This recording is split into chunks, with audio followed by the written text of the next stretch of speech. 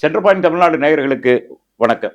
தேர்தல் களம் சூடுபிடித்துக் கொண்டிருக்கிற இந்த நிலையில் நீண்ட அரசியல் அனுபவம் பெற்ற விடுதலை சிறுத்தைகள் கட்சியின் மாநில வணிகர் அணியின் முதன்மை செயலாளர் தோழர் செல்லதுரை அவர்கள் நம் அரங்கிற்கு வந்திருக்கிறார். கேள்விகள் நம்மிடம் இருக்கிறது, பதிலை அவரிடம் எதிர்பார்ப்போம். வணக்கம். வணக்கம். தேர்தல் களம் எப்படி இருக்கு? ரொம்ப நல்லா இருக்கு, ரொம்ப சிறப்பா இருக்கு. 5 ஆண்டுகளை வெற்றிகரமா ஆட்சியை நிறைவு செஞ்சிருக்கிறோம். பெரிய அளவில் மக்கள்கிட்ட ஒரு ஆட்சியின் மீதான ஒரு எதிர்ப்பு இல்லாத நிலைமையில இருக்கு. கொடுத்த வாக்குறுதிகளில் கிட்டத்தட்ட ஒரு 80% வாக்குறுதிகள் நிறைவேற்றிருக்கிறாங்க. கட்டமைப்பு வலிமையும் உறுதிப்படுத்திருக்கிறாங்க. அதையெல்லாம் தாண்டி கூட்டணி பலவிதமான முயற்சிகள், அதாவது எப்படியாவது சேர்ச்சிடலாம், எப்படியாவது இதை நீர்த்து போக வச்சிடலாம், ஒருத்தரையாவது முக்கியமான ஆளது குறிப்பாக விடுதலை சிறுத்தை கட்சியை அந்த கூட்டணியிலிருந்து எடுத்துடலாம் அப்படின்னு எத்தனையோ விதமான முயற்சிகள் நடந்து அதையெல்லாம் வெற்றிகரமாக முறியடிச்சு இன்னைக்கு மக்கள் மத்தியிலையும் கூட்டமைக்க அரசியல் களத்திலையும் ஒரு வலிமையான கூட்டணி உருவாக்கி மக்கள் மன்றத்தில் ஒரு சிறப்பான வரவேற்பு பெற்றிருக்கிறோம். தேர்தல் களத்தில் போய் ஒரு நம்பிக்கையோடு எதிர்கொள்ள வேண்டிய நிலைமையில் இருக்கிறோம். இந்த தேர்தல் களம் எந்த விதமான ஒரு பெரிய அதிர்ச்சியெல்லாம் கொடுக்க போகிறதில்லை, மாற்றத்தை ஏற்படுத்த போகிறதில்லை. மக்கள் விரும்புகிற கூட்டணி, கொள்கை கூட்டணி, நிலையான கூட்டணி, ஒரு நம்பகத்தன்மையான கூட்டணி அப்படிங்கிறத உருவாக்கி இருக்கிறாரு. அதில் பெரும்பங்கு விடுதலை சிறுத்தை கட்சியினுடைய தலைவர் எழுச்சி தமிழர் அதை நிரூபிச்சிருக்கிறாரு. தன்னுடைய பொறுமையாலையும் பொறுப்புணர்ச்சியாலையும் நிரூபிச்சிருக்கிறாரு. மக்களுடைய அமோக ஆதரவோட மீண்டும் திராவிட முன்னேற்ற கழகம் ஆட்சி அமைக்கும். இப்போ இந்த பல வருட தேர்தல்களை நம்ம ஆராய்ஞ்சு பார்த்தபோது ஒரு கட்சி ஒரு கூட்டணியில் இருக்கும், இன்னொரு கட்சி இன்னொரு கூட்டணியில் இருக்கும். பட் தமிழகத்தில் இருக்கிற பிரதான கட்சிகளை நினைக்கிற அதிமுகவோ அல்லது இன்னைக்கு வளர்ந்து கொண்டிருக்கிறதா சொல்ற பாஜகவோ முரண்பாடுகளை கடந்து எல்லாருமே எதிர்பார்க்கிற ஒரு தலைவரா விடுதலை சிறுத்தைகள் கட்சி தலைவர் திருமாவளவன் இருக்கிறார். அதுக்கு என்ன காரணமா இருக்கும்? அதுல விடுதலை சிறுத்தை கட்சியோட இப்ப தனித்துவம் அல்லது சிறப்பு தன்மை அப்படின்னு என்ன பாத்தீங்கன்னா, தேர்தலுக்கெல்லாம் வேற, கொள்கை அரசியல் வேற, மக்கள் ரெண்டு விதமா இருக்கிறாங்க. அதாவது அவங்க பேசுற அரசியல் வேற, தேர்தல் வாக்கு வங்கி அரசியல்ல ஒரு வியாபார நோக்கத்தோட, லாப நோக்கத்தோட செயல்படுற ஒரு இதைதான் பரவலா இந்தியா முழுக்க நம்ம பாக்குறோம். அதுல இருந்து தான் நம்ம தலைவர் மாறுபடுறாரு. எழுச்சி தமிழர் என்ன மாறுபடுறாரு அப்படின்னா, நேர்மறையான அரசியல் அவர் பண்றாரு. அதாவது இந்த சூழ்ச்சி அரசியல், இப்படி பேசினா அப்படி நடக்குமா, அதை சொன்னா இது நடக்குமா அப்படிங்கிறதுக்காக ஒரு முரண்பாடான வார்த்தை பேசி முன்னுக்கு பின்ன பேசி அந்த வியாபார அரசியல் பண்றது இல்லை. பேச்சும் செயலும் ஒரே மாதிரி இருக்கிற மாதிரி, அந்த சொல்லுக்கும் செயலுக்கும் ஒரு அருகாமை இருக்கிற மாதிரியான இதை அவர் தொடர்ந்து கடைபிடிச்சிட்டு இருக்கிறார். அதை தாண்டி ஒரு சாலிடான ஓட் பேங்க், அதை விடுதலை சிறுத்தை கட்சி ஒன் பை ஒன்னா ஒரு ஸ்டேஜ் பை ஸ்டேஜா அதை அதிகரிச்சுக்கிட்டே போயிட்டு இருக்கிறாங்க. ஒரு காலத்துல இப்படி பேசினாங்க, திருமாவளவனை நம்ம கட்சியில சேர்த்தோம்னா, விடுதலை சிறுத்தை கட்சியை நம்ம கூட்டணியில சேர்த்தோம் அப்படின்னா தலித் வாக்கு வாங்கி நமக்கு வரும். ஆனா அதை தாண்டி நான் தலித் பொது சமூகத்தினுடைய வெகுஜன மக்களுடைய ஓட்டு டிரான்ஸ்பர் ஆகாது அப்படிங்கிறத அவங்க பேசி, இந்த தலித்துகளை நம்ம காசு கொடுத்து விலைக்கு வாங்கிக்கிடலாம், அதனால ஒரு கூட்டணியில் சேர்க்க வேண்டாம். இப்போ அதுக்கு உதாரணமா பாமக நம்ம சேர்த்தோம்னா அவங்க சாலிடா அவங்க சாதி ரீதியாக ஒருங்கிணைச்சிருப்பாங்க. ராமதாஸ் சொன்னா அப்படியே ஓட்டு போட்டுருவாங்க. ஸோ அந்த சமுதாய ஓட்டு அதிகமாக கிடைக்கும். இவரை சேர்த்தா அது கிடைக்காது அப்படிங்கிறதுல பர்ச்சேஸ் பண்ணிடலாம் அப்படிங்கிற அளவு ரொம்ப ரொம்ப மலிவான ஒரு பார்வை இந்த சமூகத்து மேல இருந்துச்சு. இந்த தலித் மக்கள் மீது ஒரு மலிவான பார்வை, அரசியல் பார்வை இருந்துச்சு. அது இருந்துச்சு. அதை முற்றிலுமா தகர்த்தெறிஞ்சவர் டாக்டர் திருமா. அவருடைய செயல்பாடுகள் தொடர்ந்து அந்த களத்தில் நிற்கிறது மட்டுமல்ல, வெகுஜன மக்களுக்கான அரசியலை முன்னெடுத்ததுனால அந்த போலரைசேஷன், அந்த வாக்கு வங்கி அவர் ஒருங்கிணைச்சு கொண்டு போன விதம் அது ஒவ்வொரு ஸ்டேஜா அப்படி மாறி மாறி இன்னைக்கு சாலிடான ஒரு வாக்கு வங்கி அவர் வச்சிருக்கிறார். அந்த வாக்கு வங்கி எதற்கு பயன்படுது அப்படின்னா, வெற்றிக்கு பயன்படுது. திமுக கூட்டணியா இருக்கட்டும், அது அதிமுக கூட்டணியா வெற்றிக்கு. இப்ப ஒரு தமிழ்நாட்டுல ஒரு வலிமையான வாக்கு வங்கி இருக்கிற அரசியல் கட்சி அப்படின்னா திமுக, அது அதிமுக. இது ஆளுங்கட்சியா இருக்காங்க, எதிர்கட்சியா ரெண்டு பக்கமும் இருந்திருக்கிறாங்க. நாம இந்த பக்கம் சேர்ந்ததுக்கு அப்புறம் திமுக தொடர்ந்து வெற்றி பெறுவதற்கு அந்த வெற்றிக்கு தேவையான அந்த வாக்கு வங்கி டாக்டர் திருமா கொடுத்துட்டு இருக்கிறார். அப்ப அவங்களோட பார்வை என்ன, அதிமுக பார்வை என்னவா இருக்குன்னா, இதை சிதைச்சு கொண்டு வந்த அந்த வாக்கு வங்கி நம்மளுடைய வெற்றிக்கு பயன்படும் அப்படிங்கிறத யோசிக்கிறாங்க. அதுதான் பாஜக கடந்த காலங்களில் அண்ணன் பொன் ராதாகிருஷ்ணன் தலைமையா இருக்கும்போது, அக்கா தமிழிசை சவுந்தரராஜன் இருக்கும்போது பல்வேறு விதமான நமக்கு ஆசை வார்த்தைகள்லாம் தூண்டிலாம் போடப்பட்டது. நேரடியாக வந்தாங்க, பேசினாங்க, அழைப்பு கொடுத்தாங்க. இதெல்லாம் நமக்கு எல்லாருக்குமே தெரிஞ்ச விஷயம். அதை நேரடியாக மறுத்தார். என்னுடைய வாழ்நாளில் நான் எம்எல்ஏ ஆகாமல் போயிடலாம், எம்பி ஆகாமல் போயிடலாம், நான் தொடர்ந்து தோல்வியை சந்திக்கலாம், எனக்கு அது பிரச்சனை இல்லை, அதுக்காக நான் அரசியலுக்கு வரல, என்னுடைய மக்களை நான் அரசியல் படுத்துறதுக்காக அரசியலுக்கு வந்திருக்கிறேன் அவங்கள அரசியல் படுத்தணும், அவங்க அரசியல் தலைவர்களா உருவாகணும் அப்படிங்கிறத அடிக்கடி சொல்லுவார் இல்லையா? தொண்டர்களை உருவாக்க நான் வரல, தலைவர்களை உருவாக்க நான் வந்திருக்கிறேன். என்னுடைய மக்களை வந்து அரசியல் படுத்தி அவங்களை அரசியல் களத்துக்கு வந்து அதிகாரத்தை நோக்கி நகர்த்துறதுக்காக நான் வந்திருக்கேன்ற அந்த கொள்கை அரசியல் பேசினாரு. அதை அவங்ககிட்ட சொல்லிட்டாங்க. ஒரு காலத்திலேயே நீங்கள் நாங்களும் வந்து ஒரு சமரசமான இதுக்கு வர்றதுக்கு வாய்ப்பே இல்லை. கொள்கை அளவில் நம்ம வந்து ஆப்போசிட்டா நிற்கிறோம், எதிரியா நிற்கிறோம் நம்மன்றதை அது மறுத்துட்டாரு. அவர் சென்ட்ரல் மினிஸ்டர்லாம் நமக்கு தரேன்னு சொன்னாங்க. நீங்க வாங்க, இங்கிருந்து ஃபிளைட்ல டிக்கெட் போடுங்க, டெல்லி போங்க, டெல்லி போயிட்டு திரும்பி வரும்போது மத்திய அமைச்சரா வருவீங்கன்னு வாக்குறுதி கொடுத்தாங்க. அதை வந்து ரொம்ப கடுமையா வந்து இனிமே இதை பத்தி பேசக்கூடாதுன்னு சொல்லி மறுத்தவர். பாஜக விரும்பிச்சு, இப்ப அதிமுக விரும்பிச்சு. திமுக தக்க வைக்கிறதுக்கு அதை வந்து நம்மளை வந்து அதுக்கு தகுந்த மரியாதை கொடுத்து அதை காப்பாத்திட்டு இருக்கிறாங்க. பாமக கூட விரும்பிச்சு நம்மளை.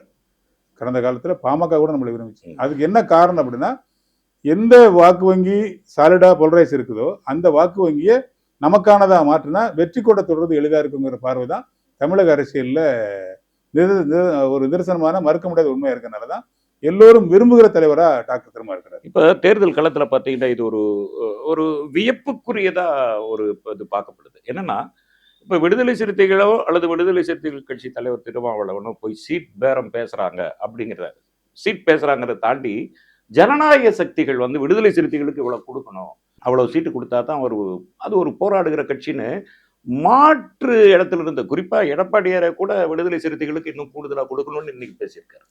அப்ப இந்த அளவுக்கு நேசிக்கப்படுகிற ஜனநாயக விடுதலை சிறுத்தைகள் நேசிக்கிறாங்கிறத அவருடைய தலைவர் அதனால நேசிக்கிறாங்க. மாற்று சக்திகளும் கூட விடுதலை சிறுத்தைகளுக்கு அதிகமா எதிர்பார்க்கணும், தரணும் அப்படின்னு ஒரு அழுத்தம் கொடுக்குறாங்களே, அது விடுதலை சிறுத்தைகளுக்கு கிடைச்ச வெற்றியா தானே பார்க்க முடியுது. குறிப்பா விடுதலை சிறுத்தைகள் கிடைச்ச வெற்றியா நம்ம பாக்குறத விட எழுச்சி தமிழருக்கு கிடைச்ச வெற்றி, எழுச்சி தமிழருக்கு கிடைச்ச வெற்றி தனிமனித வெற்றியா பாக்குறத விட அவரோட நம்பகத்தன்மைக்கு கிடைச்ச வெற்றி. அந்த நம்பகத்தன்மை எங்கிருந்து வருது அப்படின்னா, அவர் வந்து கொண்ட கொள்கை நிலைப்பாட்டுல அந்த உறுதியில வந்து மாறாம இருக்கிறார் இல்லையா, அதற்கு கிடைத்த வெற்றி, அந்த நம்பகத்தன்மை கிடைத்த வெற்றியா தான் அதை நம்ம பாக்குறோம். அதுல வந்து பல்வேறு விதமான ஆசை வார்த்தைகள் கூறுறாங்க ஒரு பக்கம். இன்னொரு சில பேர் வந்து அம்பேத்கரிய இயக்கங்களாகவே தங்களை காட்டிக்கிறவங்க, அந்த அடையாளத்தோடு வர்றவங்க, விடுதலை சிறுத்தை கட்சி மேல ரொம்ப அக்கறை இருக்கிறதா காட்டிக்கிறவங்க, அதுல உண்மையான அக்கறை இருக்கிறவங்க வந்து இருக்கிறாங்க. அதை விட அதிகமா இப்ப சமீபகால இந்த தேர்தல் காலகட்டத்தில் என்ன வருவாங்க அப்படின்னா, ஆசை வார்த்தை காட்டுறது இல்ல, நம்மள வந்து குறை சொல்றது. இவர் வந்து தலித்துகளுக்கு வந்து எதிரானவர், நம்மளுடைய உரிமையை விட்டு கொடுத்துட்டாரு, இவர் நிறைய தொகுதிகள் கேட்டிருக்கணும், இல்லைன்னா வெளியில வந்திருக்கணும், இல்லைன்னா அந்த பக்கம் போயிருக்கணும் அப்படிங்கிற அந்த வித நமக்கு வந்து சொல்றது வந்து என்னன்னா, தலைவர் மேல ஒரு இந்த வைக்கிற விமர்சனம் வந்து விஷமத்தனமானது. அதை தாண்டி அவங்களுக்கு நன்றாகவே தெரியும் நம்ம பேசுற விஷயம் வந்து கள யதார்த்தத்துக்கு எதிரானது, அது அந்த அந்த தலித்து முன்னேற்றத்துக்கும் எதிரானது அப்படிங்கிறது அவங்களுக்கு தெரியும். ஆனா அவங்க வந்து கைக்கூலிகளா இருக்கிறாங்க, பெய்டு, அதாவது காசு வாங்கிட்டு செயல்படுற ஒரு சில கூலிகளா இருக்கிறாங்க. அவங்களுக்கு நோக்கம் இருக்கு, அவங்களுக்கு உள்நோக்கம் இருக்கு. அவங்களுக்கு விடுதலை சிறுத்தை கட்சி மேல அக்கறை கிடையாது, வளர்ச்சி மேல அக்கறை கிடையாது, உண்மையான எதிர்ப்பு இருக்கு. அதை மறைமுகமா அது நமக்கு வந்து இனிப்பை தடவி கொடுக்குற விஷயம் தான் அந்த விஷயம். இதையெல்லாம் நம்ம புரிஞ்சிருக்கிறோம். தலைவர் மட்டும் புரிஞ்சில்ல, ஒட்டுமொத்த விடுதலை சிறுத்தைகளும் புரிஞ்சிருக்குது. நமக்கு ஒரு ஆதங்கம் இருக்கு, நம்முடைய உழைப்புக்கு, நம்முடைய வளர்ச்சிக்கு, நம்முடைய தலைவருடைய தியாகத்துக்கு, நம்முடைய தலைவருடைய அர்ப்பணிப்புக்கு, இந்த கடந்த கால இவ்வளவு போராட்டங்களுக்கு முன்னெடுத்ததுக்கு நமக்கு இந்த தொகுதிகள் பத்தாது அப்படிங்கிற அந்த ஆதங்கம் எல்லா விடுதலை சிறுத்தை கட்சி இருக்கு, எனக்கும் இருக்கு. 10 தொகுதிகள் கொடுத்தாலே பத்தாது, அது போதாது அப்படிங்கிற அந்த விஷயம் நமக்கு இருக்கு. தலைவரோட பார்வையில அது கள யதார்த்தத்தை உணர்ந்திருக்கிறார், மக்களோட மனநிலை உணர்ந்திருக்கிறார். என்னதான் நீங்க பேசினாலும் மற்ற கட்சிகள், நேற்று வந்து விஜய் கட்சி ஆரம்பிச்சாலும் அது அரசியல் கட்சியா பார்க்கப்படுது, விஜயகாந்த் கட்சி ஆரம்பிச்சா அது அரசியல் கட்சியா பார்க்கப்படுது, யார் கட்சி ஆரம்பிச்சா, கமலஹாசன் கட்சி ஆரம்பிச்சாலும் அது அரசியல் கட்சியா பார்க்கப்படுது. நான் என்ன சொல்ல வரேன்னா, வெகுஜன மக்களுக்கான கட்சியா பார்க்கப்படுது, அங்க சாதி பார்க்கப்படலை. ஆனா டாக்டர் திருமாவுடைய விசிகாவை மட்டும் ஒரு தலித் கட்சி, ஒரு தலித்துகளுக்கான தலைவர், தலித் மக்களுக்கான பிரச்சனைல ஏன் பேசல அப்படிங்கிற அந்த காரணம் பண்ற விஷயம் இருக்கு இல்லையா, அதுதான் சோசியல் ஸ்டிக்மா. அது வந்து வலுவாக இருப்பதற்கு காரணம் மக்கள், வெகுஜன மக்களோட பார்வையில தலித்துகளை ஒரு பார்வையாகவும் தலித் அல்லாதவரோட ஒரு பார்வையாகவும் பார்க்கிற மனநிலை வந்து ஆண்டாண்டு காலமா கட்டமைக்கப்பட்டது, இன்றைக்கு நேற்றைக்கு இல்லை. அந்த அடிப்படையில தான் நம்ம மனுநீதி எதிர்க்கிறோம், வர்ணாசிரமத்தை எதிர்க்கிறோம், இந்துத்துவாவை எதிர்க்கிறோம், இந்துக்கள் எதிர்க்கல, இந்துத்துவாவை எதிர்க்கிறோம். இந்த கொள்கை கோட்பாடு நம்ம இருக்கிறது என்ன காரணம்னா, இந்த சோசியல் ஸ்டிக்மா வந்து 1000 ஆண்டுகளுக்கு முன்பே திட்டமிட்டு கட்டமைக்கப்பட்ட ஒரு விஷயம். அதுல இருந்து வெளியில வரல. அரசியல் பேசுறான், அம்பேத்கரை பேசுறான், பெரியாரை பேசுறான். ஆனா பெரியாரை பேசி முடிச்சுட்டு வெளில வரும்போது சாதிக்காரனா வெளில போறான். அம்பேத்கரை வந்து ஒரு பெரிய தலைவர்னு சொல்றான், ஆனா அவர் ஒரு தலித் தலைவராக அடையாளப்படுத்த பாக்குறான். அப்படிதான் டாக்டர் திருமாவையும் ஒரு தலித் தலைவரா, தலித்துகளுக்கான தலைவரா அடையாளப்படுத்த பாக்குற அந்த அந்த பார்வை மாறவில்லை, முழுமையாக மாறவில்லை. ஜனநாயக சக்திகள் விடுதலை சிறுத்தைகளுக்குள்ள வந்திருந்தாலும், விடுதலை சிறுத்தை கட்சியை ஏற்றுக்கொண்டாலும் வாக்கு வங்கி அரசியல்ல வெற்றிகரமா அந்த இது நகர அளவுக்கு அதிகப்பட்டிருக்குன்னா இல்ல. இந்த யதார்த்தத்தை அவர் புரிவார். இன்னும் குறிப்பா சொல்ல போனா தலித்துகள் அப்படின்னா தலித்துகளா ஒருங்கிணைச்சிட்டாங்கன்னா இல்ல. அவர்கள் நான் ஆதிராவிடர் பிரிஞ்சு கிடக்குறான், நான் தேவேந்திர வேளாளர்னு பிரிஞ்சு கிடக்குறான், நான் அருந்ததியர்னு பிரிஞ்சு கிடக்குறான், இவங்கெல்லாம் அப்படி பிரியக்கூடாதுங்கிறதுக்கு தான் அந்த பட்டியலை உருவாக்குனாரு புரட்சியாளர் அம்பேத்கர்.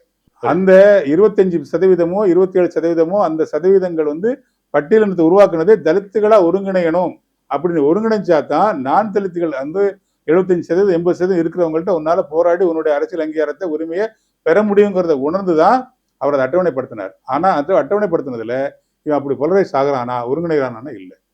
அந்த கள யதார்த்தத்தை உணர்ந்து கொண்ட டாக்டர் எழுச்சி தமிழர் தான் இந்த களத்துல வெகுஜன மக்களால் ஏற்றுக்கொள்ளப்பட்டு இந்த அவரு பேச வேண்டிய பேரத்தை, அவரு கேட்க வேண்டிய சீட்டுகளை வெறும் வெகு மக்கள் குறிப்பா ஊடகங்களெல்லாம் கேட்கிற அளவுக்கு முன்னிருக்காருன்னா அது அவருடைய நல்லெண்ணத்துக்கும் நம்பகத்தன்மைக்கும் கிடைச்ச வெற்றி தானே தவிர, ஓட்டு போடும்போது விடுதலை சிறுத்தை கட்சியை அந்த ஸ்டிக்மாவோட பாக்குறது இன்னும் மாறல அப்படிங்கிற கள யதார்த்தத்தை உணர்ந்துதான் டாக்டர் திருமா இன்னும் நிறைய பேசட்டும், இன்னும் நிறைய ஜனநாயகத்தில் உள்ள வரட்டும், அந்த ஜனநாயக குரல் ஓங்கி ஒலிக்கட்டும் அப்படிங்கிறது தான் கடந்த காலங்களில் அவர் சொல்லுவாரு.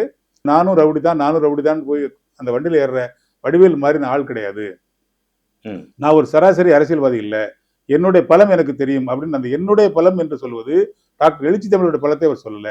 அந்த அவருக்கு பின்னால் இருக்க அந்த சோசியல் ஸ்டிக்மா, அந்த குத்தப்பட்ட சமூக முத்திரை இருக்கு இல்லையா, அதனுடைய வலிமையை அவர் உணர்ந்த காரணத்தினாலதான் அவர் சொல்றாரு, நான் அப்படி நானும் முதலமைச்சர் தான் சொல்ல முடியாது, அதை மக்கள் சொல்லட்டும், மக்கள் ஏன் திருமாவளவன் முதல்வர் ஆகக்கூடாது, அவர் ஆகணும்னு அவங்க சொல்லட்டும் அப்படின்னு சொன்னா அதுக்கு அவருக்கு கொடுக்கிற அர்ப்பணிப்பு, அவருக்கு கொடுக்குற தியாகம், அவருக்கு கூட உழைப்பு இருக்கு இல்லையா, அது மகத்தானது. அது தொடர்ச்சியா நடந்துகிட்டு இருக்குது. 24 மணி நேரத்துல 18 மணி நேரமும் மக்களுக்காக நின்று மக்களோட நின்றிருந்தா கூட அவர் அனைவருக்குமான அந்த அரசியலை முன்னெடுத்து எல்லா மக்கள் மன்றத்திலையும் சட்டமன்றத்திலையும் நாடாளுமன்றத்திலையும் விடுதலை சிறுத்தை கட்சி அனைவருக்குமான கட்சியா செயல்பட்டாலும் புத்தியில இருக்கிற அந்த சிந்தனை, அந்த சாதிய சிந்தனை, அந்த வகுப்புவாத சிந்தனை, அந்த மதவாத சிந்தனை எல்லாம் இன்னைக்கு நேற்று உருவானது இல்லை. அது கடந்த காலங்களில் திட்டமிட்டு உருவாக்கப்பட்டிருந்தா கூட இந்த நாகரிகமான மனித வாழ்வுல எவ்வளவு தூரம் வந்தாலும் ஜனநாயக அடிப்படையில் நம்ம கிட்டத்தட்ட 47 சுதந்திரம் வாங்குறோம், 57 குடியரசு ஆனோம், இன்னைக்கு 2026 இருக்கிறோம். கிட்டத்தட்ட ஒரு 80 வருஷம் நம்ம 79-80 வருஷம் நம்ம இந்த வாழ்க்கை சுதந்திர ஜனநாயக வாழ்க்கை வாழ்ந்தா கூட இன்னும் சனாதனம் ஆள் மனசுல இருக்குது, மக்கள்கிட்ட இருக்குங்கிறத உணர்ந்துதான் என்னுடைய பலம் எனக்கு தெரியும் அப்படின்னு சொல்றது அவருடைய பலத்தை இல்லை, விடுதலை சிறுத்தை கட்சி பலத்தை இல்லை, வெகு மக்கள் சிந்தனையில் இருந்து அந்த சாதிய உளவியலை அழுத்தமா புரிஞ்சுக்கிட்டனால அவர் பேசுறாரு. அதுல இருந்துதான் அவர் சொல்றாரு. அதை தாண்டி கள அரசியல்ல நாம விடுதலை சிறுத்தை கட்சி தனிப்பட்ட முறையில் இத்தனை சதவீதம் ஓட்டு இருக்கு அப்படிங்கிறது நம்ம நிரூபிக்கல, ஒரு தேர்தலை கூட நம்ம தனியா சந்திக்கல. இப்ப நாம அந்த விபரீதமான இல்ல பரீட்சார்த்தமான முடிவு எடுக்கிறதுக்கான காலகட்டம் இது இல்லை, கனியல. இப்ப நம்ம அப்படி எடுத்தோம்னா கண்டிப்பா திராவிட முன்னேற்ற கழகத்தினுடைய அந்த கூட்டணி வெற்றியை சந்திக்க முடியாது. இப்ப நீங்க சொன்னதை வச்சே நான் கேட்கிறேன், தமிழ்நாட்டுல அதிமுக திமுக குக்கிராமங்கள்ல கூட அதுக்கான கட்டமைப்பு இருக்கு. அனைத்து கிராமங்களிலும் கட்டமைப்பு வைத்திருக்கிற கட்சிகள்னு பாத்தீங்கன்னா எண்ணிக்கையின் அடிப்படையில் திமுக அதிமுக அடுத்தது விசிக தான். தமிழ்நாட்டு பொறுத்தவரை எல்லா கட்சிகளினுடைய ஒப்பீடு 3வது இடத்துல இருக்கலாம் விசிக. உண்மை. அந்த அடிப்படையில் பார்க்கும்போது திமுகவிலையும் 3வது இடத்துல தான் கொடுத்துருக்காங்க, காங்கிரஸ் கொடுத்துருக்காங்க, தேமுதிக கொடுத்துருக்காங்க, அடுத்தது விடுதலை சிறுத்தைகள் கொடுத்துருக்காங்க. இதை நீங்க எப்படி பாக்குறீங்க? இல்ல திமுக காங்கிரஸுக்கு அவ்வளவு தொகுதிகள் கொடுத்தது காங்கிரசினுடைய தற்போதைய வாக்கு வங்கியையோ அல்லது அவங்களோட வீரியமான செயல்பாடுகளையோ கள போராட்டங்களையோ கருத்தியல் வலிமையோ அந்த நிகழ்காலத்தை அந்த கண்ணோட்டத்தில் இல்ல கொடுக்கல. அது ஒரு தேசிய அளவிலான கட்சி, இந்தியாவை ஆட்சி செய்த கட்சி. அந்த பார்வையில இந்தியா கூட்டணிங்கிற ஒரு கூட்டணி தலைமை தாங்கிற கட்சி. நாளைக்கு நம்ம நாடாளுமன்ற அந்த இந்தியா கூட்டணியும் உருவாக்குனதுல முதன்மை பங்கு. ஆமா, அந்த முதன்மை கருத்துல நம்ம தான் அதை உருவாக்கணும். இருந்தாலும் அந்த ஒரு மரியாதை அடிப்படையில நம்ம அதை தவிர்க்க முடியாத இடத்துல அவங்களுக்கு கொடுத்துருக்காங்க. தேமுதிகவுக்கும் கிட்டத்தட்ட அந்த மரியாதை அடிப்படையில தான் கொடுத்துருக்காங்க. ஒரு எதிர்கட்சி தலைவராக இருந்தவர் இப்ப அந்த மரியாதை அடிப்படையில் அவங்களுக்கு கொடுத்துருக்காங்க. நாம அது மாதிரி ஒரு முறையாவது வாக்கு வங்கி நிரூபிச்சிருந்தா நம்முடைய கள யதார்த்த முறை மாறி இருந்திருக்கும். நம்ம அதை செய்ய தவறிட்டோம், கடந்த காலம் அதை செய்ய தவறிட்டோம். ஆனா இப்ப அதை செய்ய முடியாத சூழ்நிலை இருக்கு. இன்னும் சொல்ல போனா திமுக அதிமுக ஓகே, அவங்களுக்கு எல்லா இடங்களையும் கிளைகள் இருக்கு, முகாம் கிளைகள் இருக்கு. அதை தாண்டி பாத்தீங்கன்னா காங்கிரஸுக்கு நம்ம கிட்ட விசிகால இருக்கிற அளவுக்கு கிளைகள் கிடையாது. பாமகவுக்கு தென் மாவட்டங்கள் எல்லாம் அமைப்பே கிடையாது. ஆனா இப்ப 234 சட்டமன்ற தொகுதிகளையும் மாவட்டங்களை அறிவிச்சு, தொகுதி மாவட்டத்திற்கு மாவட்ட செயலர் அறிவிச்சு, அந்த மாவட்டத்துக்கும் கிட்டத்தட்ட 21 பேர் மாவட்ட நிர்வாகத்தில் இருக்கிற மாதிரி அமைப்பை அந்த கட்டமைச்சிருக்கிற ஒரே கட்சி விசிகா. தாண்டி 36 அணிகள் இருக்குது, கிளை துணைநிலை அமைப்பு 36 அமைப்புகள் இருக்கு. இப்ப நான் ஒரு அமைப்பினுடைய முதன்மை செயலாளர். நான் 234 சட்டமன்ற தொகுதிக்கு தொகுதி மாவட்ட அமைப்பாளர் போட்டிருக்கிறேன். இதுதான் அதிகார பரவல். இதுதான் அதிகார பரவல், கிளைகளை கட்டமைக்கிற விதம். இப்ப நம்ம வருவா கட்டமைச்சிருக்கிறோம். இப்ப நாம வருங்காலங்கள்ல இப்ப 2026 இந்த மாதிரியான சூழ்நிலை இருக்கு, நம்ம ஆட்சி அமைக்க போறோம். வருங்காலங்கள்ல தனிப்பட்ட முறையில விடுதலை சிறுத்தை கட்சியினுடைய தொண்டனா என்னுடைய விருப்பம்.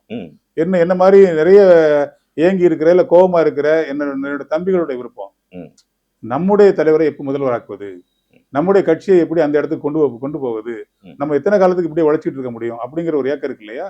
அதற்கான செயல் திட்டத்தை இந்த 2026 அப்புறம் 8 தொகுதி நம்ம வாங்கியிருக்கிறோம். 8ஐயும் ஜெயிப்போம். 8ஐயும் ஜெயிச்சோம்னா வாங்கி இருக்கிற தேர்தல் அங்கீகாரத்தை நம்ம நிலைநாட்டிக்குவோம்.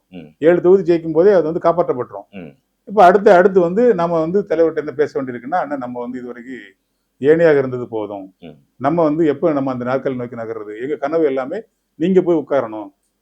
என்னுடைய முழக்கமே நிறைய இடங்களில் சொல்றதே ஒரே ஒரு முறையாவது இளைய காமராஜர் எழுச்சி தமிழரை அந்த நாற்காலில் உட்கார வைக்கணுங்கிறது எங்களுடைய இலக்கா இருக்குது. அது ஆசையா இருக்குது, ஏக்கமா இருக்குது.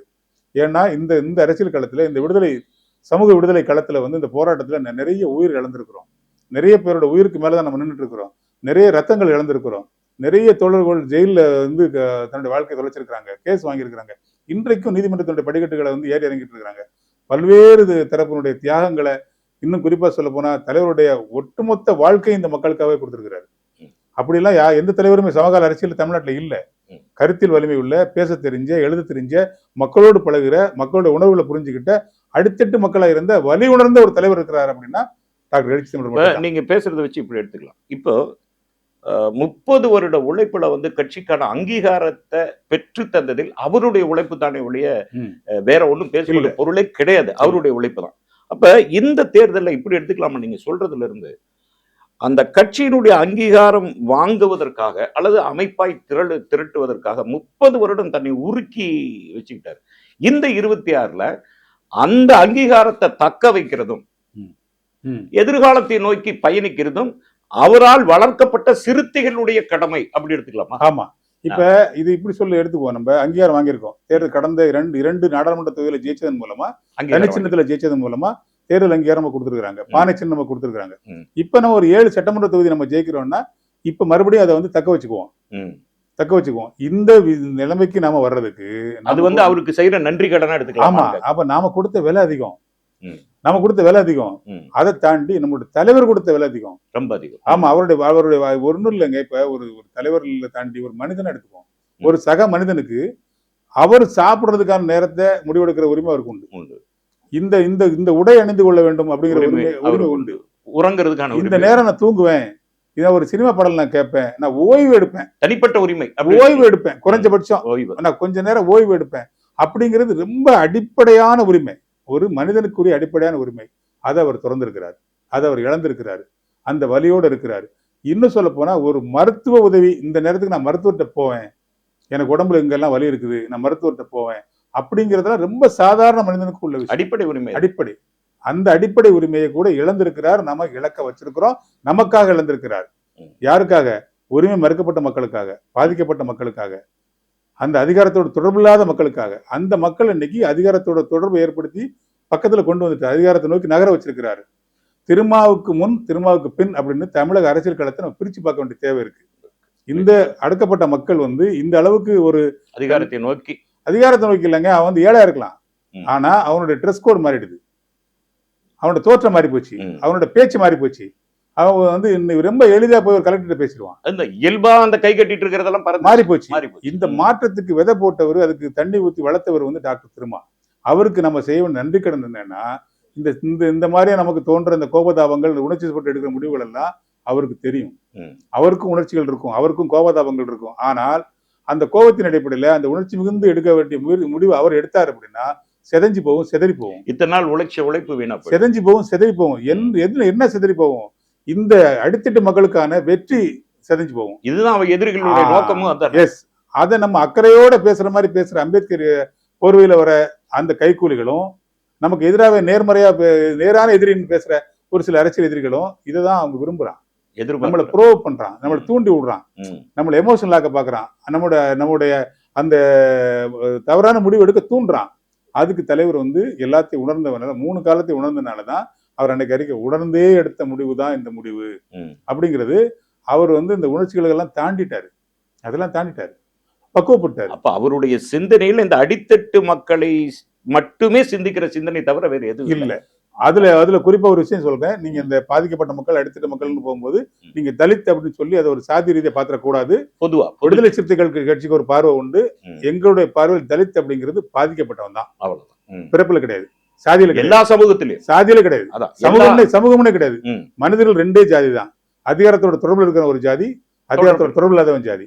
அதிகாரத்தோட தொடர்பு இல்லாத எந்த சாதிய, அந்த மனித ஜாதிய அவனை அரசியல் படுத்தி அவனை தலைவராக உருவாக்கி கொண்டு வந்துட்டு இருக்கிறதா டாக்டர் திருமாவோட வேலை. அப்ப விடுதலை சிறுத்தை கட்சியோட பார்வை அது. ஏன்னா ஓபிசி மக்களுக்கான இடஒதுக்கீட்டு அந்த மக்களுக்கான தலைவர்களாக சொல்லப்படுகிறவர்களோட அதிகமா பேசுறது. ஆமா ஆமா, ஓபிசி விபிசி கொண்டு வந்த அந்த ஓபிசி இடஒதுக்கீட்டை ஆதரிச்சது டாக்டர் திருமா. ஆமா, இங்க 7.5% வந்து உங்களுக்கு அந்த மருத்துவத்துல இருக்குங்கிறத சொல்லி அதுக்காக போராடி களத்துல நின்னது விடுதலை சிறுத்தை கட்சி. நாடாளுமன்றத்திலே அதுக்காக குரல் கொடுத்தவங்க, நம்ம மக்களுக்கான குரலா நிக்கிறவங்க, அனைத்து மக்களுக்கான குரல் நிக்கிறவங்க விடுதலை சிறுத்தை கட்சி. இதுல நம்ம புரிஞ்சுக்க வேண்டியது என்னன்னா, நான் என்னுடைய தனிப்பட்ட முறையில என்னுடைய வேண்டுகோளை நான் வைக்கிறது, இந்த தமிழ் சமூகத்துக்கு உங்களுக்கு இருக்கிற அந்த அக்கறை, உங்களுக்கு இருக்கிற அந்த எதிர்பார்ப்பு, நீங்க அவர் மேல வச்சிருக்கிற மரியாதை எல்லாத்தையும் தலைவர் உணர்ந்தே இருக்கிறார். நீங்க வச்சிருக்கிற மரியாதை மேல அபரிதமான மரியாதை அவர் வச்சிருக்கிறார். அதையெல்லாம் உணர்ந்தே இந்த முடிவு எடுத்திருக்கிறார். நீங்க இந்த அவருக்கான எண்ணிக்கை கம்மியா இருக்கு அப்படிங்கிற உங்க கோபத்தை திமுக மேல காட்டினீங்க அப்படின்னா, அது தலைவர் வச்சிருக்கிற நம்பிக்கைக்கு இல்ல தலைவருடைய எதிர்பார்ப்புக்கு எதிரானதா போயிடும். புரியுது. அதை நீங்க புரிஞ்சுக்கணும். களத்துல நம்ம நிக்கிறது, நம்முடைய வேலை என்னன்னா, அவருடைய வேகத்துக்கு நம்மளால ஓட முடியாது. அவர் அளவுக்கு உழைப்பை நமக்கு அவரு தீர்க்கமா சிந்திச்சுதான் வந்து உடன்பட்டு எடுத்திருக்காரு. நிச்சயமா எடுத்திருக்காரு. நீங்க இது இப்படி பாருங்க, 8 தொகுதி நம்ம வாங்கியிருக்கிறோம். மதிமுக எத்தனை தொகுதி வாங்கியிருக்கு? 4. அப்ப 2 மடங்கு அதிகம். நிச்சயம், கிட்டத்தட்ட 1 மடங்கு, 100% அதிகம். கம்யூனிஸ்டுகள் வந்து பாரம்பரியமான கட்சி, தேசிய அளவில் கட்டமைப்பு இருக்கிற கட்சி, அடித்தட்டு மக்களோட தொடர்பு இருக்கிற கட்சி, கொள்கை வலிமை உள்ள கட்சி. அந்த கட்சிக்கு கொடுத்த தொகுதி 5. அதை விட 3 நமக்கு 8 அதிகம். நம்ம அப்படிதான் நம்ம அதை பார்க்கணும். ஒரு விஷயம், திமுக கூட்டணியில் இருக்கிறதுல பாத்தீங்கன்னா, திமுகவுக்கு இருக்கிற அந்த எண்ணிக்கையும் பிசிகாவுக்குள்ள எண்ணிக்கையும் கம்யூனிஸ்ட் எண்ணிக்கையும் பாத்தீங்கன்னா 3மே இடதுசாரி சிந்தனை உள்ள அந்த வேட்பாளர்கள் தான். அது வந்து ஒரே நேர்கோட்டில் பயணம் பண்ற வேட்பாளர்கள் தான். அவங்க வெற்றி பெறணும் அப்படிங்கிற தேவை இருக்கு. அதை நினைச்சு வாக்களிக்கணும், அதை நினைச்சு சப்போர்ட் பண்ணணும். நம்ம தொகுதியில நமக்காக போட்டியிடுற எல்லாரையும் ஜெயிக்க வைக்கணுங்கிற பார்வை இருக்கணும். இப்ப எல்லாரும் விமர்சனம் பண்றது என்ன விஷயம்னா, தேமுதிக வந்து கடந்த காலத்துல இருந்து பாக்குறாங்க, இந்த அம்மா ஜெயிச்சா கூட நாளைக்கு அவங்க மாற வாய்ப்பு இருக்குன்னு பாக்குறதுக்கு கடந்த கால நிலையில்லாத செயல்பாடும் ஆர்வ மிகுதியில விட்ட அந்த வார்த்தைகள் இருக்கு இல்லையா, அதை வச்சு அவங்களை மதிப்பீடு பண்ணி அதுதான் வந்து விமர்சனமா வருது. அப்படி விமர்சனம் வராததுக்கும் தலைவர் மேல வந்து ஒரு மரியாதை இருக்கிறதுக்கும் அவருக்கு அதிகமா தொகுதி கொடுக்கணும், தேமுதிகவோட அதிகமா கொடுக்கணும், குறைஞ்சபட்சம் 2 பேருக்கு ஈக்குவலாவது கொடுக்கணும்னு பேசுறதுக்கு என்ன காரணம்னா, கடந்த கால செயல்பாடு, இந்த கொள்கை உறுதி, அங்க கொள்கை உறுதி இல்லாத தன்மை. இனிமேலாவது கொள்கை உறுதியோட இருக்கணும். யாரு? தேமுதிக இருக்கணுங்கிறத இந்த நேரத்துல நான் ஒரு அறிவுறுத்தலாவும் சொல்ல விரும்புறேன்.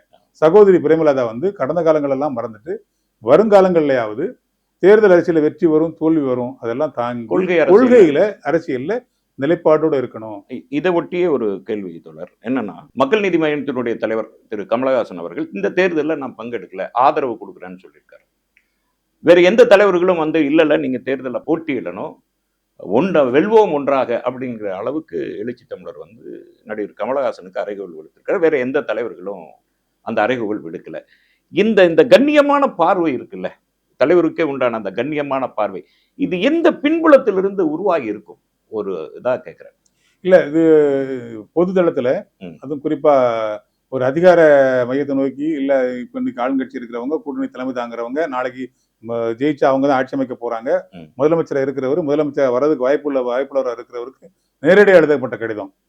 அது என்ன காரணம் அப்படின்னா, கொள்கை உறுதியும், மடியில கனம் இல்லை, வழியில பயம் இல்லை, நாங்க இப்படித்தான் அப்படிங்கிறத சொல்றோமோ அந்த சொல்ற நேர்மையை தாண்டி அந்த தெளிவு துணிவு இருக்கு இல்லையா, அதுல வந்து அதுதான் சொல்ல வந்தேன். சமகால அரசியல்ல இத்தனை தெளிவாக அரசியல் பேசுகிற, சனாதனத்தை எதிர்த்தா கூட அதை வந்து கூர்மையாக கொண்டு மக்கள்கிட்ட சேர்க்கிற, அதை தெளிவாக கொண்டு சேர்க்கிற அளவுக்கு திறமை வாய்ந்த ஒரு அரசியல்வாதி சமகால அரசியல்ல எழுச்சி தமிழருக்குனே யாருமே இல்லை. இப்ப இந்த கடிதத்தில் நீங்க பாத்தீங்கன்னா கிட்டத்தட்ட வகுப்படுகிற மாதிரி இருக்கும். அந்த அந்த அந்த ஒவ்வொரு வார்த்தைகளும் வகுப்படுகிற மாதிரி இருக்கும். நாம வந்து ஒரு முதலமைச்சர் இப்ப இருக்கிறாரு, வருங்கால முதலமைச்சரா இருக்கிறாரு, நம்முடைய கூட்டணி தலைவரா இருக்கிறாரு, அந்த இதெல்லாம் தாண்டி ஒரு பேராசிரியரை போல வகுப்படுப்பதை போல எழுதியிருக்கிறார். அந்த இதெல்லாம் அது மக்களுக்கும் நிறைய புரிதல் வேணும். சமரசம் இல்லாத தலைவர் நான் சொல்றேன் இல்லையா, கொள்கை உறுதி நிலையான தலைவர் சொல்றேன் இல்லையா, அது வெறும் பேச்சு இல்லை. அவர் எழுதுன நீங்க கவனிச்சு பாத்தீங்கன்னா, நீங்க வெறுமனே கடந்த கால வெற்றி அல்லது வந்து அந்த மட்டுமே மையமா வச்சு அந்த சாதிய பின்புலம் இல்ல இந்த கட்டமைப்பு பின்புலம் இதை மட்டுமே நீங்க மையமா வச்சு நீங்க வந்து எண்ணிக்கையை முடிவு பண்ணக்கூடாது. கருத்தியல் வலிமையை நீங்க கவனத்துல கொள்ளணும். இப்ப நமக்கு இத்தனை ஆதரவுகள்லாம் இருக்கு இல்லையா, அது எங்க இருந்து வந்தது? கருத்தியல் வலிமையில இருந்து வந்தது. ஊடகவியலாளருக்கும் நமக்கு எந்த விஷயம் இல்லை, நம்ம யாருக்கும் பணம் கொடுக்கறது இல்லை, நம்ம சமுதாய ரீதியாக யாரையும் அணுகிறது இல்லை. ஆனா ஏன் எல்லா தரப்பு ஊடகவியலாளர்களும் வந்து விடுதலை சிறுத்தை கட்சிக்கு 10 தொகுதி கொடுக்கணும், இரட்டையில கொடுக்கணும்னு சொல்றாங்க அப்படின்னா அந்த கருத்தியல் வலிமையும் அந்த நேர்மையும் அந்த கொள்கை நிலைப்பாடும் அந்த நம்பகத்தன்மையும் தான் அந்த வார்த்தையை வர வைக்குது. அந்த இதுல இருந்து தான் தைரியமா எழுதுறாரு, நீங்க அதை செயல்படுத்தணும்னு சொல்றாரு. அந்த செயல்படுத்தணும்னு சொல்ற விஷயத்துல வந்து இவருக்கு எந்த லாபமும் இல்லை, விசிகாவுக்கு எந்த லாபமும் இல்லை. ஆனா ஒரு ஜனநாயக ரீதியா நிற்கிறாரு, அது அவர் பெருந்தன்மை காட்டலாம், கமலஹாசனோட பெருந்தன்மை காட்டலாம். ஆனா நீங்க அதை செய்யணும் அப்படின்னு சொல்றதுக்கு என்ன காரணம் அப்படின்னா, அவருக்கு ஒரு 4% வாக்கு வங்கி இருக்குது. ஒரு மக்கள் மத்தியில வந்து அவர் தனியா கட்சின்னு போனா கூட இப்ப அவர் வந்து இந்த வெற்றி இந்த வந்து பாதிச்சிடக்கூடாது, திமுக தலைமையில இந்த கூட்டணி வெற்றி பாதிச்சிடக்கூடாதுங்கிற எண்ணத்துல அவர் செயல்படும் போது அதை நீங்க மதிக்கணும் அப்படிங்கிறத சொல்லியிருக்கிறாரு. மிகவும் நுணுக்கமான அரசியல், தைரியமான அரசியல், நேர்மறையான அரசியல், எழுச்சி தமிழர்கள் மட்டுமே முன்னெடுக்கக்கூடிய ஒரு அரசியல். அதுக்கு தளபதி மு.க. ஸ்டாலின் அவர்கள் மதிப்பளிக்க வேண்டும்ங்கிறத உங்க ஊடகத்தின் வாயிலாக அவருக்கு ஒரு கோரிக்கையா நான் வைக்கிறேன். இன்னொன்னு தலைவர் வந்து ஒரு அறிக்கையில சொல்லியிருக்கார், தேர்தல்னு வரும்போது அந்த இடங்கள் ஒதுக்குற அந்த விஷயத்துல வாக்கு வங்கி கவனிக்கப்படுது, அதுக்கு அடுத்தது சமூக பின்புலம் கவனிக்கப்படுது, கருத்தியல் வலிமைங்கிறது இன்னும் கவனிக்கப்படாத ஒன்றாகவே இருக்கிறதுன்னு தன்னுடைய கவலையை சொல்லியிருக்கார். அந்த கருத்தியல் வலிமைக்காக தொடர்ந்து விடுதலை சிறுத்தைகள் போராடுமா? இல்ல, இதுல ஒரு நுணுக்கமான விஷயம் தலைவர் சொல்ல விஷயமும் சொல்லாத விஷயத்தை நான் கொஞ்சம் சுட்டிக்காட்ட விரும்புறேன். இப்ப திமுகல வந்து பாமகவுக்கு லாபி பண்றதுக்கு அங்க ஒரு செட்டப் இருக்கு.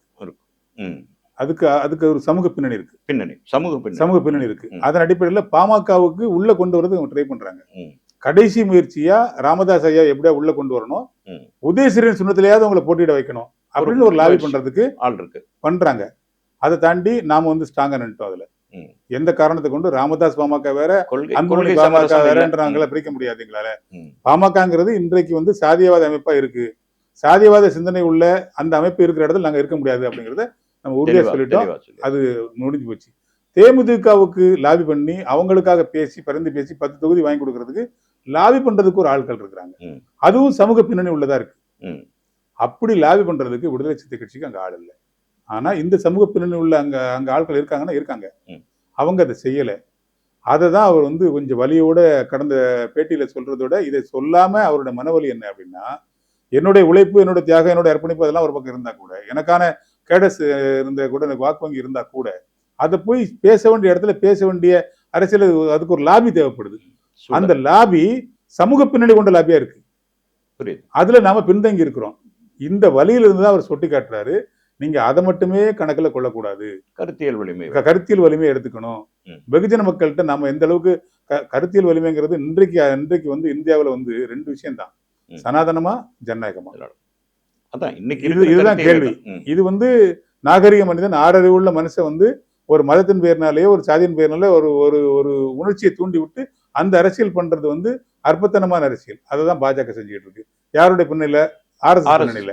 அதுக்கு ஒரு பெரிய வலிமையான பின்னணி இருக்கு, ஒரு வகுப்புவாத பின்னணி இருக்கு, ஒரு மதவாத பின்னணி இருக்கு. அதை முறியடிக்கிறதுக்கான ஜனநாயகத்தை முன்னெடுத்து நிற்கிறவர் தான், இந்திய அளவிலேயே முன்களத்தில் நிற்கிறவர் தான் டாக்டர் திருமா. அதை நீங்க கருத்துல கொள்ளணுங்கிறத அவர் சுட்டி காட்டுறாரு. இது வந்து அவருக்கு சுட்டி காட்டினது மட்டும் இல்ல, மக்களுக்கே நான் சொல்றேன். நான் கருத்தியல் வலிமையை நீங்க கவனத்தில் கொள்ளணும், கொள்கை வலிமையை தாண்டி கொள்கை உறுதியை கவனத்தில் கொள்ளணும், தொடர்ந்து நிக்கிறதுக்கு ஒரு நெஞ்சுரம் வந்து வேணும், ஒரு நேர்மை வேணும். அப்படி இருக்கிற தலைவரை நாங்க இங்க வந்து டாக்டர் திருமாவை பார்க்கணும். அவர் செய்து கொண்ட இந்த எண்ணிக்கை அடிப்படையில் உள்ள விஷயத்த தேர்தல் கால சமரசமா நீங்க எடுத்துக்கிட்டா கூட அது கொள்கை சமரசம் இல்லை, கோட்பாட்டு சமரசம் இல்லை, சித்தாந்த சமரசம் இல்லை. அதுல விடுதலை சிறுத்தை கட்சி ஒரு காலமும் சமரசம் செய்ய மாட்டோங்கிறத தெளிவுபடுத்தியிருக்கிறாரு. மக்கள் இதை உணர்ந்து கொள்ள வேண்டும். தொலைக்காட்சிகள்ல ஒரு செய்தி, இந்த 8 தொகுதி கொடுக்கப்பட்டதால், விடுதலை சிறுத்தைகளுக்கு கொடுக்கப்பட்டதால் அடிமட்டத்தில் இருக்கிற தொண்டர்கள் கொதிப்போடு இருக்காங்கன்னு நம்ம சொல்லலை, திராவிட முன்னேற்ற கழக வேட்பாளர்களை கூட அவங்க தலைமைக்கு வலியுறுத்தி இருக்கிறதா ஒரு செய்தி தொலைக்காட்சிகளில் வந்தது. இதை நீங்க எப்படி பாக்குறீங்க? இல்ல, அது பரவாயில்ல. சமூக ஊடகங்கள் மட்டும் இல்ல, மெயின் ஸ்ட்ரீம் மீடியாலே வந்து அது பேசுபொருள் ஆயிடுச்சு. இந்த தொகுதி உடன்பாடு விஷயம் வந்து நாம எப்படி 2019 டாக்டர் திருமாவோட வெற்றியை வந்து நாடே பார்த்துட்டு இருந்ததோ, 39 தொகுதிக்கும் அறிவிப்பு வந்துருச்சு, அவங்க யார் ஜெயிச்சான்னு தெரிஞ்சு போச்சு. 40வது தொகுதியா வந்து ஆமா எல்லாருக்கும் தேர்தல் எண்ணப்பட்ட அன்னைக்கே வந்து ரிசல்ட், நமக்கு அடுத்த நாள் தான் ரிசல்ட். அந்த நாள்லாம் தாண்டி விடிய விடிய நம்ம காத்து கிடக்குறோம். நாம கட்சிக்காரங்க நம்ம காத்திருக்கிறோம், நம்ம தலைவர், அது ஒரு லாஜிக் இருக்கு. ஆனா நாடே காத்து கிடந்தது. அப்படிதான் இன்றைக்கு விடுதலை சிறுத்தை கட்சி எத்தனை தொகுதி வாங்கும், எத்தனை தொகுதி கொடுப்பாங்க, இது பத்தாது அப்படிங்கிற பேசுபொருள் வந்து மக்கள் மத்தியில மட்டுமில்ல, ஊடகவியலாளர் வந்து பொது சமூக ஊடகங்கள்ல மட்டுமில்ல, மெயின் ஸ்ட்ரீம்ல பேசுபொருளா மாறிச்சு இல்லையா? இதுதான் வந்து டாக்டர் திருமாவுக்கு கிடைச்ச வெற்றி. அது பேசுபொருளா தான் இருக்கு. நீங்க சுட்டி காட்டுறதை நான் வந்து ஒத்துக்கிறேன். நான் அந்த விஷயத்த வந்து திமுக தலைமையும் கருத்துல கொள்ளணும்னு தான் நான் நினைக்கிறேன். நான் தலை எடுத்துக்குவாங்கன்னு நினைக்கிறேன். ஆனால் இந்த அதிருப்தின்னு ஒன்று சொல்றீங்க இல்லையா, அது விடுதலை சிறுத்தை கட்சியை வந்து ஆதங்கமோ அதிருப்தியோ கோபமோ வந்து நேரடியாக பேசுவாங்க, நேரடியாக கோவப்படுவாங்க, முடிச்சு போட்டு பேசுவாங்க. ஏன்னா இந்த மக்கள் உழைக்கிற மக்கள், இந்த மக்களோட ரத்தம் வந்து சூடான ரத்தம். என் தம்பிங்க வந்து அதுக்கு என்ன காரணம்னா எளிதில் அணுகக்கூடிய தலைவராக இருக்கிறாரு. எங்க அண்ணன் அப்படிங்கிற மாதிரியான மனநிலை இருக்கிறோம். நாங்க உரிமையா அந்த எல்லாம் கோபமெல்லாம் படுவோம். நான் எங்க அண்ணனே எனக்கு சண்டை போடுவோம், திட்டுவோம், ஒரு பொறுப்பு கொடுக்கலாம், எனக்கு ஏன் நீ பொறுப்பு கொடுக்கலன்னு கேட்போம். ஆனால் எங்க தலைவர் வந்து ஒரு வேண்டுகோள் வச்சா, இதுதான் நம்முடைய முடிவு, இதுதான் நம்முடைய பாதை அப்படின்னு ஒரே ஒரு முறை சொன்னா அப்படியே கட்டுப்படுவோம். அதுதான் மிலிட்டரியை விட கட்டுக்கோப்பான இயக்கம் விடுதலை சிறுத்தை கட்சி. சிறுத்தைகளோட கட்டுப்பாடு வந்து ஏன் தலைவரோட தியாகம் பெருசோ, ஏன் பெரிதா பார்க்கப்படுதோ, கட்டுக்கோப்பான தம்பிகளை அவர் வச்சிருக்கிறாருங்கிறதா நீங்க. ஏன்னா இன்னைக்கு இருக்கிற கட்சிகள்ல தொடர்ச்சியா 4 பேரணிகள், 4 மாநாடுகள், 4 சட்டமன்ற உறுப்பினர்களுடைய பணி, இந்த 5 ஆண்டு காலத்துல விடுதலை சிறுத்தைகளுடைய அரசுக்கு எதிரான போராட்டங்கள், அதே மாதிரி அரசுக்கு ஆதரவான முடிவுகள், இவ்வளவும் எடுத்திருக்கிற விடுதலை சிறுத்தை கட்சி. இன்னும் சொல்ல போனா திமுகவுல ஒரு நம்பகமான கூட்டாளின்னா அது விடுதலை சிறுத்தைகள் கட்சி. அப்படிதான் இன்னைக்கும் நம்ம நீங்க சொல்ற மாதிரி கொள்கை வழி பயணம். ஆக இந்த அதிருப்தி அப்படிங்கிறது வந்து தலைவர்களுடைய ஒரு வார்த்தைக்கு கட்டுப்படுகிற விடுதலை சிறுத்தைகள்ங்கிறதுனால இந்த அதிருப்தி ஒன்றும் பெருசா இருக்காதுங்கிறத நீங்க சொல்றது. இப்ப வாங்கியிருக்கிற இந்த 8 தொகுதிகள் உங்களுடைய வெற்றி எப்படி இருக்கும்னு நீங்க எதிர்பார்க்குறீங்க? சிறுத்தைகளுடைய வெற்றி 100% வெற்றி அடைவோம். கடந்த காலங்களில் பார்த்தீங்கன்னா நம்ம வந்து 6 தொகுதி வாங்கினோம். 2 தொகுதிகளில் வந்து சொற்பமான வாக்குகளை வந்து நம்ம வந்து இழந்தோம். அந்த கடந்த கால வெற்றி பார்த்தீங்கன்னா தொடர்ச்சி திமுக பெற்ற வெற்றியா இருக்கட்டும், கொஞ்சம் ரேஷியோ வந்து பெரிய லெவல்ல இல்லை. அதிமுக கூட்டணிக்கும் நமக்கும் பார்த்தீங்கன்னா 1.5% தான் வாக்கு வங்கி. வாக்கு எண்ணிக்கைன்னு பார்த்தீங்கன்னா நிறைய இடங்கள்ல வந்து 1000 வாக்கு, 2000 வாக்கு அந்த மாதிரியான வெற்றியெல்லாம் நம்ம பெற்றிருக்கிறோம். இந்த தேர்தல் அப்படி இருக்காது. Clean sweep. அதாவது 200 தொகுதிகள் மேல ஈஸியா நம்ம ஜெயிப்போம். நம்ம 8க்கு 8 ஜெயிப்போம். அதை தாண்டி நம்முடைய கேடஸ் வந்து என்னுடைய தலைவர் வந்து முகத்தை காட்டி என் உயிரான விடுதலை சிறுத்தைகளேங்கிற அந்த வார்த்தை இருக்கு இல்லையா, அதுல முடிஞ்சு போச்சு. ஏன்னா நம்ம எல்லாம் அரசியல் படுத்தப்பட்டவங்க, உணர்ச்சிப்பட்டவங்க இல்ல, புரியாதவங்க இல்ல, தற்கொலைகள் இல்ல, என்ன பேசுறா தலைவர்னு சொல்லாதவங்க இல்ல, கொள்கை தலைவர்னா யாருன்னு தெரியாதவங்க இல்ல. எதற்காக அந்த கொள்கை தலைவர்னு சொல்ல முடியும்? உங்களுடைய கொள்கை என்னன்னு கேட்டா நம்ம சொல்ல முடியும். நம்முடைய கட்சியினுடைய 5 முனை என்னன்னா 5 கொள்கைன்னு சொல்ல தெரியும். அந்த 5 கொள்கைகளுடைய விளக்கங்களை சொன்னா மணிக்கணக்கா பேச முடியும். நான் பேசுவேன், நீங்க பேசுவீங்க, எல்லாருமே பேசுவாங்க. ஏன் அப்படி பேசுறாங்க அப்படின்னா, பக்குவப்பட்டவங்க, பதப்படுத்தப்பட்டவங்க, உருவாக்கப்பட்டவங்க, செதுக்கி சிலையாக்கப்பட்ட இயக்கம் விடுதலை சிறுத்தை கட்சி. அதனால இந்த கோபங்கள் கொள்கையால் கட்டப்பட்டிருக்கிற கட்சி, கொள்கையால் உறுதியாக கட்டமைக்கப்பட்ட அந்த கொள்கையின் முடிவுப்படி அதாவது மதசார்பற்ற அணியை நம்மளால கட்டுக்குலையாம வைக்கணுங்கிற அந்த கொள்கையின் அடிப்படையில தான் எழுச்சி தமிழர் தீர்க்கமான இந்த முடிவை எடுத்திருக்கிறார். அதுல இருந்து ஒரு காலத்திலும் அவர் பின்வாங்க மாட்டாருங்கிறதா செய்தி. மாட்டார். இப்ப மாநிலம் முழுவதும் பயணிக்கிற வணிகர் அணியின் முதன்மை செயலாளரான செல்லதுரை இந்த தேர்தலில் விடுதலை சிறுத்தைகளினுடைய உழைப்புங்கிறது எப்பவும் மாதிரி அபாரமான உழைப்பா இருக்கும். இந்த இந்த இந்த கூட்டணி வெற்றி பெறணுங்கிறதுக்காகவே முனைப்போடு செயல்படுகிற ஒரு கட்சியா தான் விடுதலை சிறுத்தைகள் இயக்கம். அதுல எல்லாம் எந்த மாற்று கருத்தும் இல்லை. இந்த தேர்தலில் விடுதலை சிறுத்தைகள் எப்படி பயணிக்கணும், எந்த விதமான அணுகுமுறைகளோட கூட்டணிக்கு பங்காற்றணும் அப்படிங்கிற உங்க செய்தியா என்ன சொல்ல போறீங்க? இது என்னோட செய்தியா நீங்க பார்க்க வேண்டியதில்லை. ம். இது எழுச்சி தமிழோட செய்தியா பாருங்க. ம். இது விடுதலை சிறுத்தை கட்சிக்கான மொத்த கேடஸ்க்கான செய்தியா நீங்க பாருங்க. ம். தலைவர் ஒரு தீர்க்கமான முடிவு எடுத்திருக்கிறார். ம். நாம யாரு ஆட்சிக்கு வரணுங்கிறத தாண்டி யார் யார் ஆட்சி வரக்கூடாது. வந்துடக்கூடாதுங்கிறதுல நம்ம தெளிவா இருக்கிறோம். ம். இந்தியா முழுக்க இருக்கிற மிகப்பெரிய பேராபத்து RSS சித்தாந்தம் தாங்கி இருக்கிற பாஜக அதிமுக விழுங்கி இன்னைக்கு வந்து டெல்லியில வந்து கூட்டணி அமைச்சு அங்கே இருந்து முடிவு சொல்லி கைப்பாவையா எடப்பாடியை வச்சிருக்கிற நிலைமையில் இன்னைக்கு இருக்கு. தேர்தலுக்கு முன்னாடியே ம். ஒருவேளை அவர்கள் போட்ட சதி ஒருவேளை அது வென்று விட்டால். பலனடித்து விட்டால், ம். நாம நம்முடைய வெற்றிக்கு பாடாற்ற தவறிவிட்டால் ஒரு பெரும் பழி நம்ம மேல. பெரும்பலியை, காலத்தின் பலியை அது எழுச்சி தமிழர் மேல போய் நம்ம வைக்கிற மாதிரி ஆயிடும். ஏன்னா அவர் உங்களை நம்பிதான், விடுதலை சிறுத்தைகள் நம்பிதான், ஒட்டுமொத்த ஒவ்வொரு உறுப்பினர்களும் நம்பிதான் இந்த முடிவு எடுத்திருக்கிறாரு. உங்களுக்காக தான் எடுத்திருக்கிறாரு, நமக்காக தான் எடுத்திருக்கிறாரு. நம்மை போன்ற அடித்தட்டு மக்கள் மீது அக்கறை உள்ள ஜனநாயக சக்திகளுக்காக இந்த முடிவு எடுத்திருக்கிறாரு. ஆகவே நீங்க ஒவ்வொருவரும் களத்துக்கு வரணும். அவருடைய ஆசையை நிறைவேற்ற மாதிரி 234 தொகுதிகளில் போட்டியிடுகிற தோழமை கட்சியினுடைய வேட்பாளரும் சேர்ந்து எழுச்சி தமிழர் தான் போட்டியிடுறாரு. அவங்க அனைவருக்கும் சின்னம் பானை தான் அப்படிங்கிற முடிவை மனசுல வச்சுக்கணும். அத்தனை வேட்பாளரும் விடுதலை சிறுத்தை கட்சியின் வேட்பாளருங்க தான்ங்கிறத மனசுல வச்சுக்கணும். நம்ம களத்தில் நிற்கணும். இப்ப எதை பத்தி சிந்திக்க நமக்கு நேரம் இல்லை. நாட்கள் மிக குறைவா இருக்கு. களத்துக்கு போவோம். 8க்கு 8 ஜெயிக்கிறது மட்டுமில்லை, 234க்கு 234 ஜெயிக்கிற மாதிரி களத்துல பணியாற்றுவோம், பங்காற்றுவோம். நம்முடைய முழுமையான ஒத்துழைப்பை தோழமை கட்சிக்கு கொடுப்போம். நம்முடைய வாக்கு அப்படியே அந்த கூட்டணிக்கு சிந்தாமல் சிதறாம கடந்த காலங்கள் போலவே இந்த முறையும் சிந்தாமல் சிதறாமல் வந்து டிரான்ஸ்பர் ஆகணும். அதுதான் நமக்கு கிடைக்கிற அங்கீகாரம், அதுதான் எழுச்சி தமிழருக்கு கிடைக்கிற அங்கீகாரம். அந்த வெற்றியின் மூலமா தான் இனி வருங்காலங்களில் எதிர்காலத்தை நம்ம கட்டமைக்க முடியும், அந்த திட்டமிடுதலை வந்து செம்மைப்படுத்த முடியும். அதன் மூலமா எழுச்சி தமிழரை அந்த நாற்காலி நோக்கி நகர வைக்க முடியுங்கிறத மனசுல வச்சு நம்ம செயல்படணுங்கிறத எழுச்சி தமிழரின் உயிரான விடுதலை சிறுத்தைகளுக்கு உங்கள ஒருத்தனாகிய இந்த அடியனுடைய வேண்டுகோள். மாநிலம் முழுவதும் இருக்கிற விடுதலை சிறுத்தைகளுக்கு எழுந்திருக்கிற கேள்விகளுக்கும் அதிருப்திகளுக்கும் மிக தெளிவாக பதில் கூறிய விடுதலை சிறுத்தைகள் கட்சியின் வணிகரணியின் முதன்மை செயலாளர் திரு செல்லதுரை அவர்களுக்கு சென்ட்ரல் பாயிண்ட் தமிழ்நாடு நேயர்களின் சார்பாக நன்றிகளை தெரிவித்துக் கொள்கிறேன். நன்றி, வணக்கம். நன்றி, வணக்கம்.